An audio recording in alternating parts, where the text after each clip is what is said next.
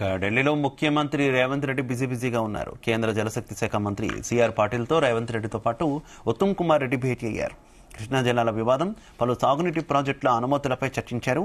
కృష్ణా జలాల్లో తెలంగాణకు అన్యాయం జరుగుతోందని, కృష్ణా బేసిన్ నుంచి ఆంధ్రప్రదేశ్ ఎక్కువ నీటిని తీసుకుంటోందని సీఎం రేవంత్ రెడ్డి ఆరోపించారు. ఏపీ ప్రభుత్వం నుంచి నీరు తీసుకోకుండా అడ్డుకోవాలని కేంద్రానికి చెప్పినట్టు రేవంత్ రెడ్డి కోరారు. ఇక ఆంధ్రప్రదేశ్ ప్రభుత్వం చేపడుతున్నటువంటి బనకచెర్లపై తమ అభ్యంతరం తెలియజేసినట్టు తెలిపారు.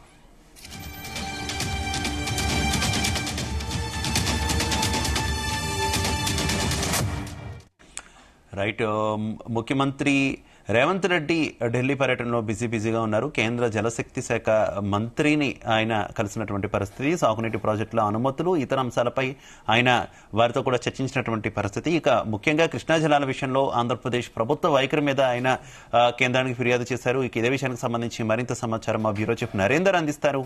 నరేందర్.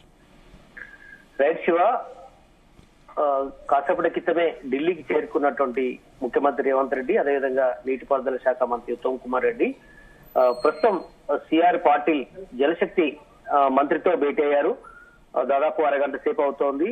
దాదాపు అన్ని అంశాల మీద కూడా చర్చ జరుగుతోంది. ఇక్కడ ప్రధానంగా రాష్ట్రానికి రావాల్సినటువంటి నిధులకు సంబంధించి, ముఖ్యంగా 2-3 ప్రాజెక్టులు కూడా సాగునీటి ప్రాజెక్టులకు సంబంధించినటువంటి దాంట్లో అనుమతులు రావాల్సి ఉంది.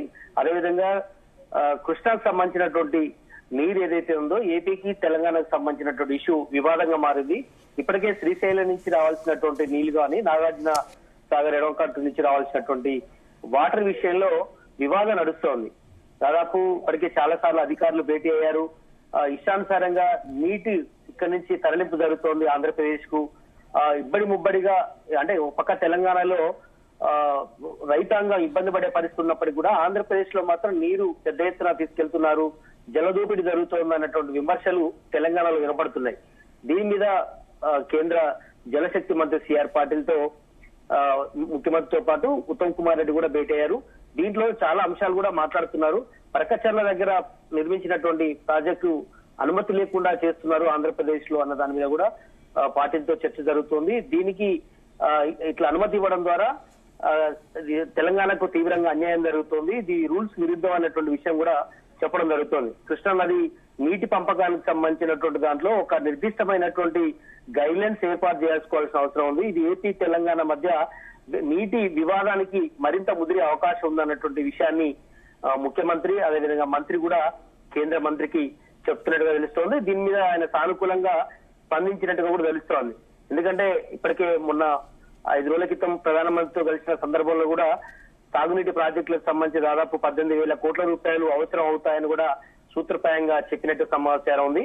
దీని మీద కూడా అదే విషయాన్ని కేంద్ర మంత్రితో ముఖ్యమంత్రి డిస్కస్ చేస్తున్నారు.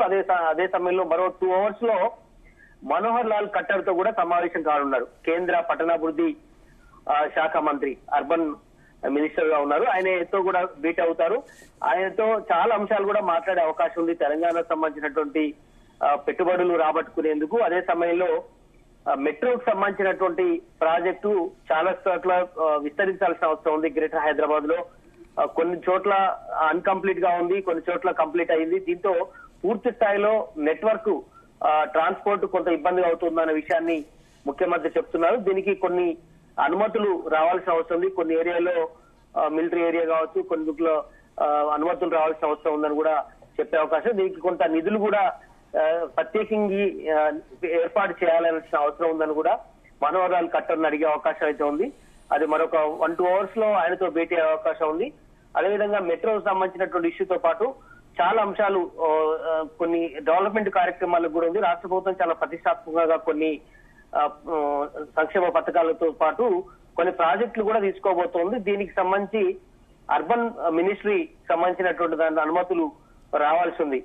ఒక పక్క ఏపీ నీటికి సంబంధించినటువంటి జల వివాదం ఒక మంత్రితోటి, మరో పక్క మెట్రోతో పాటు తదితర అంశాలకు సంబంధించి కూడా మాట్లాడే అవకాశం ఉంది. రీసెంట్ గా కూడా ప్రైమ్ మినిస్టర్ కలిసినప్పుడు కూడా కొన్ని ప్రతిపాదనలు సీఎం పెడితే కొన్ని ప్రతిపాదనలు ప్రధానమంత్రి కూడా పెట్టారు. దీంతో అవి ఇక్కడికి వచ్చిన తర్వాత కూడా డిస్కస్ చేశారు. ఆ విషయాలు కూడా మళ్ళీ ఆ మంత్రులతో చర్చిస్తున్నట్టుగా తెలుస్తోంది. ప్రధానంగా మాత్రం నీటి వాటాలకు సంబంధించిన ఇష్యూ మీదనే ప్రధానమైనటువంటి చర్చ ఢిల్లీలో నడుస్తుంది. ఆగమేఘాల మీద ఆ ఇద్దరు అపాయింట్మెంట్ దొరికిన వెంటనే వీళ్ళు హడావుడిగా మధ్యాహ్నం వెళ్లారు. దీని తర్వాత ఈవినింగ్ కూడా పార్టీకి సంబంధించినటువంటి ఇష్యూల మీద కూడా మాట్లాడే అవకాశం ఉంది. ఆ పార్టీకి సంబంధించినటువంటి రాహుల్ గాంధీ గాని, కేసీ వేణుగోపాల్, అదేవిధంగా ముఖ్య నేతలతో భేటీ అయి పలు అంశాలు డిస్కస్ చేసే అవకాశం ఉంది. రాష్ట్రంలో మంత్రివర్గ విస్తరణ దాదాపు 15 నెలలు కావస్తోంది. కేవలం 11 మందితోనే నెట్టుకొస్తున్నారు. ఇంకా 6 ఖాళీలు ఉన్నప్పటికీ కీలకమైనటువంటి శాఖలు ముఖ్యమంత్రి దగ్గరే ఉన్నాయి, కొన్ని పెండింగ్ లో ఉన్నాయి. కనుక రాష్ట్రంలో ఆ కీలక శాఖల వల్ల స్తంభించిపోయే అవకాశం ఉంది. పాలన కూడా గాడి పట్టాలంటే ఖచ్చితంగా కూడా ఆ శాఖలు నింపాల్సిన అవసరం ఉంది. అదేవిధంగా కొన్ని అభ్యర్థనలు ఉన్నాయి. అదే సమయంలో ఎమ్మెల్సీలకు సంబంధించిన ఇష్యూ కూడా నడుస్తుంది. ఇప్పటికే ఈ రోజు నుంచి అప్లికేషన్ తీసుకుంటున్నారు. దాదాపు 10వ తేదీ వరకు అప్లికేషన్ తీసుకుని 4 బెర్తులు ఖాళీ కాబోతున్నాయి. మొత్తం 5 ఖాళీ ఉంటే కాంగ్రెస్ కు 4 వచ్చే అవకాశం ఉంది. 4లో ఏ సామాజిక వర్గం వాళ్ళని నింపాలి, బీసీ, ఎస్సీ, ఎస్టీ, రెడ్డి సామాజిక వర్గానికి సంబంధించినటువంటి వ్యక్తి కూడా ఇవ్వాలి అన్నటువంటి ప్రతిపాదన సీఎం రేవంత్ రెడ్డి చెప్పినట్టు తెలుస్తోంది. కనుక ఒక పక్క మంత్రులతో సమావేశం ఈవినింగ్ 6 లోపు కంప్లీట్ అయిన తర్వాత సాయంత్రం గానీ రేపు మార్నింగ్ అవర్స్ లో కాంగ్రెస్ పార్టీకి సంబంధించినటువంటి అగ్రనేతల్ని కలిసి మొత్తం ఓవరాల్ ఎపిసోడ్ కంప్లీట్ చేసుకోవాల్సిన అవసరం ఉందని కూడా భావిస్తున్నారు. ఎందుకంటే గతంలో 2-3 సార్లు మంత్రివర్గ విస్తరణ గాని, ఎమ్మెల్సీల ప్రతిపాదన గాని, అదేవిధంగా రాష్ట్రంలో కొన్ని సంబంధించిన కార్పొరేషన్లు గాని, నామినేటెడ్ పోస్టులు గాని అనుకున్నారు. కానీ ఈసారి మాత్రం ఏదో ఒకటి తెలుసుకొని రావాలన్నటువంటి నిర్ణయానికి ముఖ్యమంత్రి వెళ్ళినట్టుగా తెలుస్తోంది. ఇంకా టైం కూడా తక్కువ ఉంది. ఎమ్మెల్సీలకు సంబంధించి 4 ఖాళీలు ఉన్నాయి. ఒక పక్క బీసీ ఇష్యూ కూడా రాష్ట్రంలో నడుస్తోంది. కనుక బీసీ సామాజిక వర్గాలకు సంబంధించినటువంటి వ్యక్తులకు ఇద్దరికి ఇవ్వాలి అనే ఒక చర్చ జరుగుతుంది. అదేవిధంగా గతంలో హామీ ఇచ్చారు, ఆ హామీలు ఫుల్ఫిల్ చేయాల్సిన అవసరం ఉందని కూడా మంత్రివర్గ విస్తరణలో కూడా ఇప్పటికే కొంత రభస నడుస్తోంది. ఈ అన్ని అంశాలు కూడా మంత్రివర్గ విస్తరణతో పాటు పార్టీలో నెలకొన్నటువంటి కొంత డిస్టర్బెన్స్ వాతావరణాన్ని కూడా క్లియర్ చేయాలన్నటువంటి ఆలోచన ఉన్నారు. అదేవిధంగా నిన్న మనం చూసాం,